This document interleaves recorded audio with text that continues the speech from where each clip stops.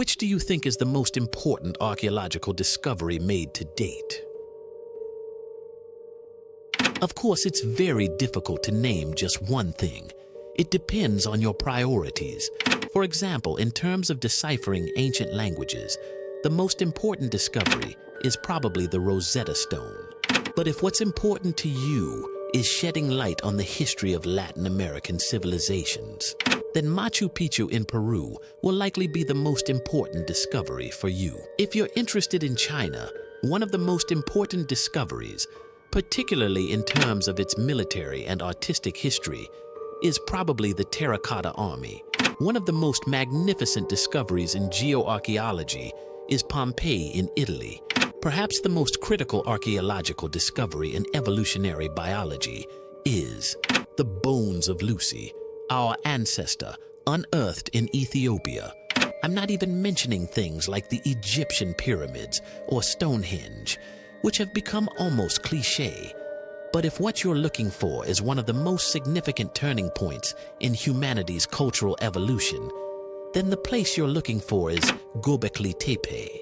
This fascinating structure, built approximately 11,600 years ago, makes the over 4,000-year-old Egyptian pyramids and the 5,000-year-old Stonehenge seem almost trivial in comparison. But why did our ancestors feel the need to construct such a structure? Were they trying to build a permanent shelter for the first time in history? Or was it constructed as an altar or a temple to offer sacrifices to their gods?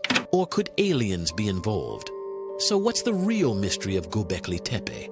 Let's take a closer look. Göbekli Tepe is a hill located 15 kilometers northeast of Şanlıurfa city center in Turkey, officially discovered for the first time by German archaeologist and historian Klaus Schmidt in 1994. In this photo, we see Schmidt looking at the hill he discovered. This, on the other hand, is a more recent photograph. The fact that such an important discovery was not made by Turkish archaeologists might seem unsettling, but aside from the dire state of importance given to archaeology in Turkey, there are also some more technical reasons behind this. In fact, this hill was of course already known by the local population. For example, in Kurdish, the hill was called Giramarazan, meaning Hill of Wishes, and it was believed to be a sacred place. More than 30 years before Klaus Schmidt, back in 1963, it had already been determined through a partnership between the University of Chicago and Istanbul University that the hill could have archaeological significance. During a surface survey led by American archaeologist Peter Benedict, the teams identified some stone tools and correctly classified them as belonging to the pre-pottery Neolithic period, dating back approximately 10,000 to 11,000 years from today. But the issue was that the teams at the time failed to realize that what they had discovered was an ancient settlement site. This was because it seemed impossible for nomadic tribes living at such an ancient time to have built a settlement. In fact, they even found some stones in the area, some of which were actually the upper surfaces of Göbekli Tepe's famous T-shaped stones, which we will see shortly. In fact, let me show you. This is how these stones look while buried underground. As a result, the experts walked over these stones and identified their upper parts, but unfortunately, they mistook these horizontal stones for gravestones. Based on this, they concluded that the prehistoric remains of the region were later covered by Byzantine graves. Assuming such an intervention was actually quite logical because the land where Göbekli Tepe is located had been used as farmland for many years. Local farmers often moved, broke, and altered the stones in the area, thinking they were just ordinary rocks, and changed the upper layers of the excavation site. Of course, it was impossible for them to know the treasure that lay beneath their feet. Therefore, it wouldn't be fair to blame them. But finally, in 1994, Klaus Schmidt from the German Archaeological Institute, while searching for a new excavation site, reviewed the 1963 report and decided to visit the area, thinking it could lead to an extraordinary discovery. When he spoke with Mahmut Yıldız, the owner of the land, he learned that the Yıldız family had discovered many archaeological remains around the hill and had consistently reported them to the local museum. While Schmidt was exploring the hill and its surroundings, he noticed limestone blocks similar to those excavated at Neva Chori, just a few kilometers away. A light bulb went off in his mind. Revisiting the 1963 report in light of this new information, Schmidt collaborated with Turkish archaeologists, supported by Adnan Musa, the then director of the Şanlıurfa Museum, and Harald Hauptmann, the director of the German Archaeological Institute's Istanbul branch.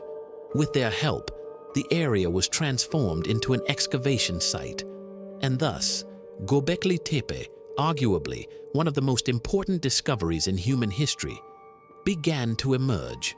As you can understand, that hill is not an ordinary hill, as the initial photos might suggest.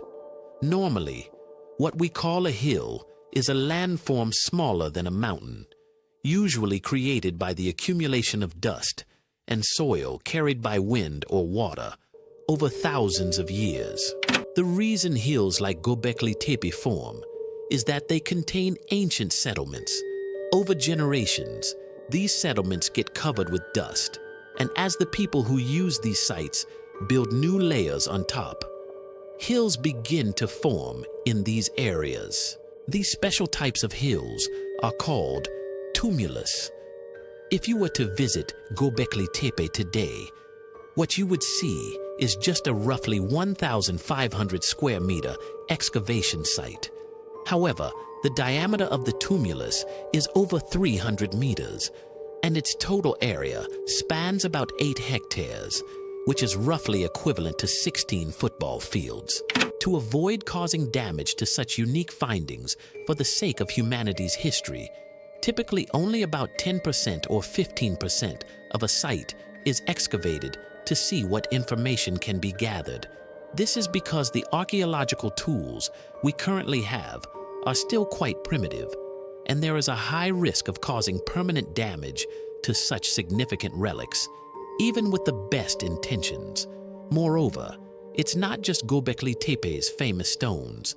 The soil from which these stones are unearthed is also filled with an incredible number of archaeological artifacts.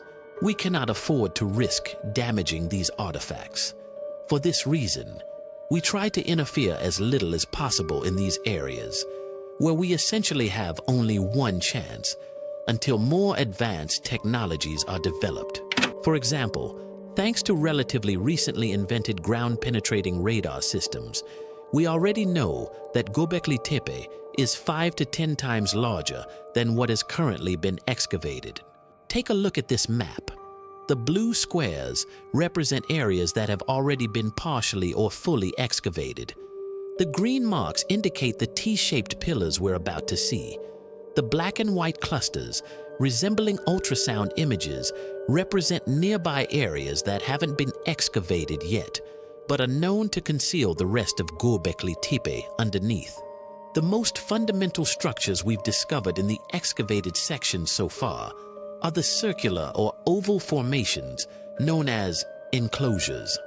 Each of these enclosures, measuring 10 to 20 meters in diameter, has 2 central monolithic T-shaped pillars at its core. Surrounding these are 6 to 12 additional T-shaped peripheral pillars arranged in a circular formation to define the boundaries of the enclosure. You can see all of this in the diagram. Each pillar is between 3.5 and 6 meters tall and weighs 5 to 20 tons. The central pillars are taller and larger than the peripheral ones. Between some of the peripheral pillars, seating areas have been built. As shown in the diagram, these circular structures are labeled with letters like A, B, C, and D.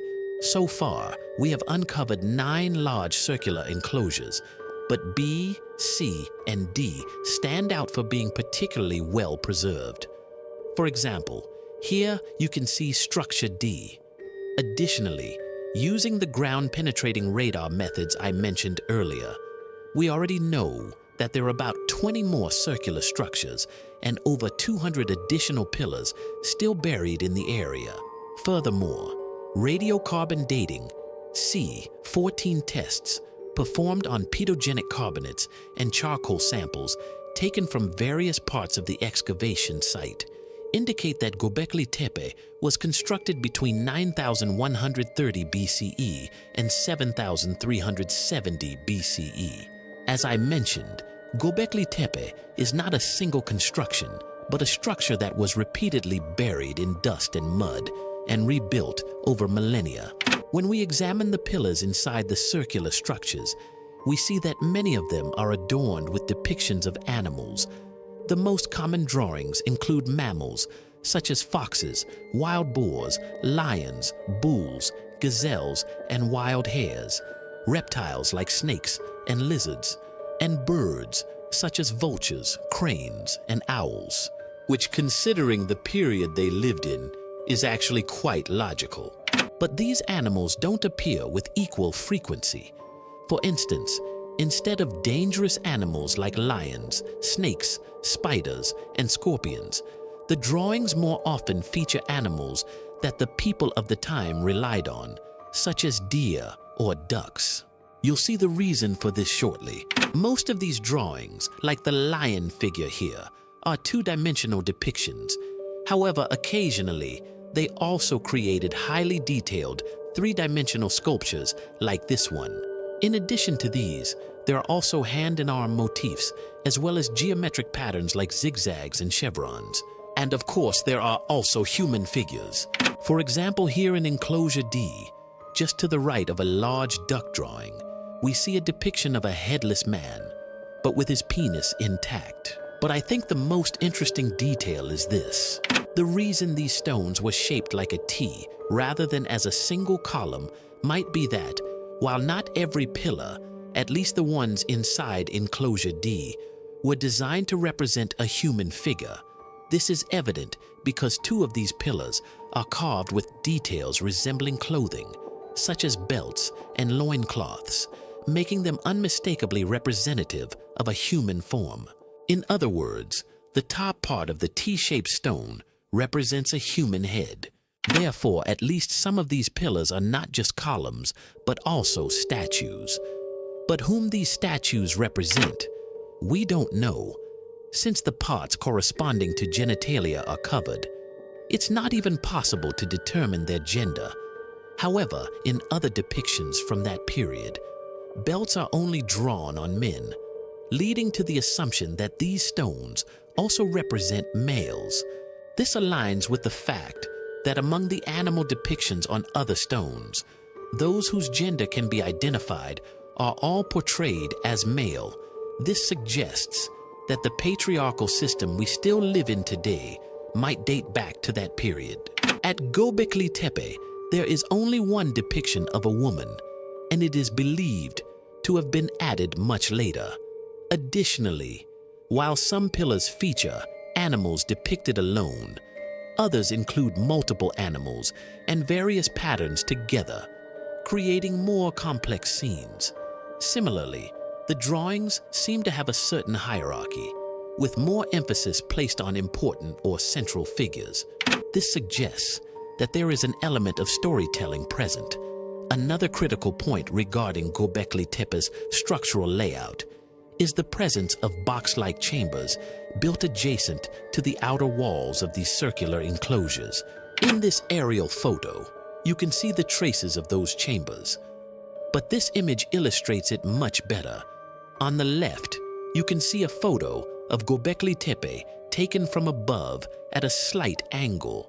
On the right, you can see an academic reconstruction of the structure.